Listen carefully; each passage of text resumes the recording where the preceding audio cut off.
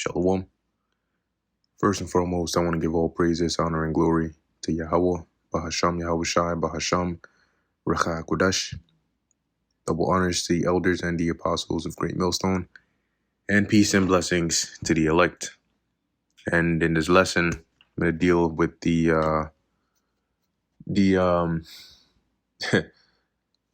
guess you call it advice, if it falls under that category, but pretty much vet everything. Okay, now more so than ever. I mean, it's always important to vet the information and from like the perspective of teachers, right, and also from the perspective of listeners or viewers.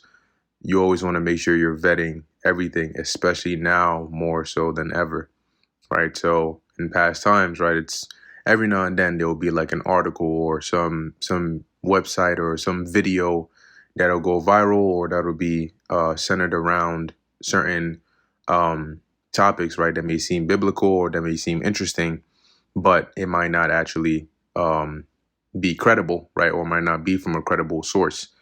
However, now it's getting more and more difficult to decipher, right, what is legit versus what's not, right? And when you have, technology that can deceive your very eyes, your ears, right, and your perception, it's very, very crucial to make sure you are really looking into the things that you are believing, right, and are even speaking on. Okay, now I want to go get real quick Matthew 24 verse 24, right, as Yahweh prophesied, for there shall arise false anointed and false prophets and shall shew great signs and wonders, insomuch that if it were possible, they shall deceive the very elect, right? And that right there in itself lets you know that these wonders, which what we're seeing now with this technology, right? That's a wonder, right? That's one of the great lying wonders, right? As they are using their technology for, but the level of deception is so much that if it were possible, it would deceive the very elect, right? But the Most High has made it to where, as the scriptures say, we walk by faith, not by sight. And so the Lord is always going to guide you to where even if all of your carnal senses are telling you one thing, the Spirit will direct you to another, right? I'll let you know, there's something, I can't tell what it is, right? It's not something that looks off. It's not something that smells off or sounds off. It just feels like it's off, right? And that's from your spirit. And in these times when you're making certain decisions, you're going to need to rely and trust on the Spirit that much more, because that is going to be our only source of truth, right? In a world where somebody can pick up a phone or they have an AI pick up a phone and call you and use a mimic a voice of somebody you know or a loved one, and it sounds just like them, you can't even, believe your ears, right, anymore. And it's not to say go and be paranoid, right? This is all a part of prophecy anyway, right? So it's not to say go and be paranoid, but as the scriptures say, I'll go there real quick. Ephesians chapter 5. I believe it's 5. See. Yeah, this is Ephesians chapter 5, verse 15. See then that ye walk circumspectly, not as fools, but as wise, right? So constantly looking around, constantly paying attention to things, and constantly also reading up, right? You want to keep yourself in the loop of what's going on, current events, because in this time that we're living in, current events will affect your life, right? They'll affect you, they'll affect, people around you. So it's always important to know, what's going on, right? World news and all of these things. But also shifting gears a bit, going into the time of, as the scriptures put it, a time like never before. You really have to be circumspect, right? You really have to be wise, because it's like a threat on all fronts, right? You had at one point in time, you had like what we're seeing is the perfecting of wickedness, right? Because at one point in time, you had this. It starts with the idea, right? The delving into that way of things, and in the beginning, it's not gonna look good, right? In the beginning, it's not gonna be as good, but as they continue on and encourage themselves in that matter, they get better and better at it, and then they advance upon it, and before you know it, this wicked idea that was easy to spot out and call out is now next to impossible, right? When they started with the whole, right, because at once upon a time they didn't have the technology that they do now in order to transition, right, one gender to another. But now they have it to the point where it's so deceptive that you can't tell, right? Like if somebody was to, if a woman was to tell you that she was really not born a woman, you like you can't look at her and say, no, you're lying. Because for all you know, it could be true. That's how good they've gotten at these kinds of things, right?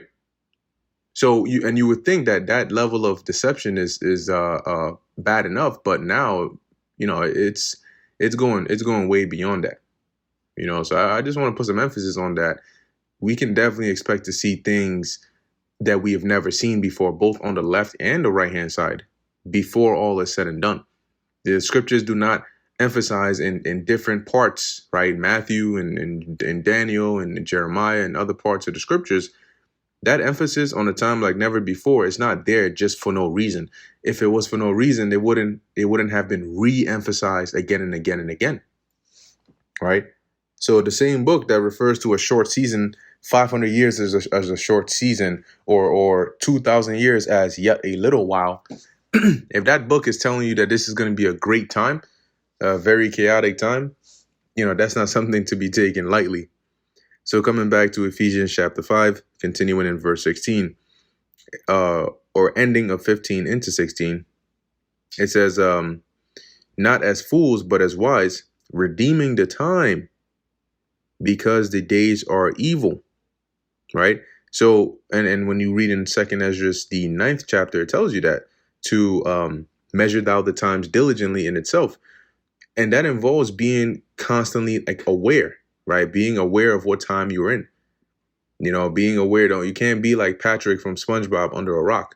That won't help you, right? This isn't the kind of world where you can say, oh, I'm just going to put my head right under a pillow, and if I don't hear it and I don't see it and I don't pay attention to it, then it'll go away. That's not how this works. It'll only make it worse for you, because eventually it will get to the point where there is no pillow, there is no rock to hide under. It's just you and reality, and you're going to be so out of touch with reality that it'll be a very difficult, position to be in. So as it says here, redeeming the time because the days are evil. And that's something to always keep in mind. Various scriptures point to the times that we are in now being that of evil times. So it's not just that we've just taken a negative outlook on life. We know that the scriptures have told us, right? The Lord has said, you're living in basically some of the most evil times that have ever been. So when we see all the things, all the new inventions and all of that, we know that the end result of all of that is going to contribute to that time of great trouble. So you look at how they tout these new inventions to be great on the right-hand side, as they would call it, right? To be great for advancing things, to be great for making things more convenient. But how much more when they go rogue, or how much more when they're used to do harm, right? More harm than good, right? Or they're used for dictator style rulerships, So it says, wherefore be not unwise, but understanding what the will of the Lord is. And one example is like we have to understand what the Lord requires of us, right? What he wants us to do, of course. But we also know what the Lord has intended for this place. We know that we're not going to sit here and pray for the well-being of this place, because that's not what the Lord has planned. So he's not going to answer that prayer, right? What the Lord is going to do is bring destruction, because that's what he has said he is going to do. So we understand his will concerning this place. And so when we see these things happening, we know it's not going to be for the good of mankind, right? Or the good of us. At least by us, I mean the people in the world, I should say. I should rather say that instead, right? We know for us, either way it goes, it's going to end in prophecy being fulfilled, and that's the benefit for us. Okay. Let's see. Yeah, all right. I think that was the main point there. But going back to the topic, right? Vet everything. Cross reference, right? Look for credible sources. Read into it. And something also very important is on this topic, when you see certain videos, sometimes you get excited, right? I'm not talking about sit down videos. I mean like news clips and what appear to be news clips. It looks very exciting based on what it's going into. Sometimes it's worth, even if you won't watch the whole video, maybe putting the speed, right, the playback speed up and skimming through it, or just jumping through it, or even reading the transcripts of it, right? But try to get, a decent amount into the video, if not maybe to the end, to understand what is it about. Because sometimes people use nowadays, they'll like even news articles do it, right? They'll put a clickbaity title, or the video would actually at the end, it might tell you, hey, this is like deep fake, or hey, this is not real, but it looks very real, and you won't see that until maybe they put in the ending credits or the ending part of that video. And if you don't watch the whole thing and you run with it, you might end up in that case where you're all excited, you share it, you spread information on it as though it's what it actually was, but you find out that it was either like somebody just put it together as a concept piece, or something along those lines. So that's something just to be mindful of in these times that we're in. So anyway, with that, I'm going to end it here. Lord willing, that was edifying and exhorting to the elect. In closing, I want to give all praises, honor, and glory to Yahweh, Bahasham, Yahweh Shai, Bahasham, Rachak Wadash. And until next time, Shalom.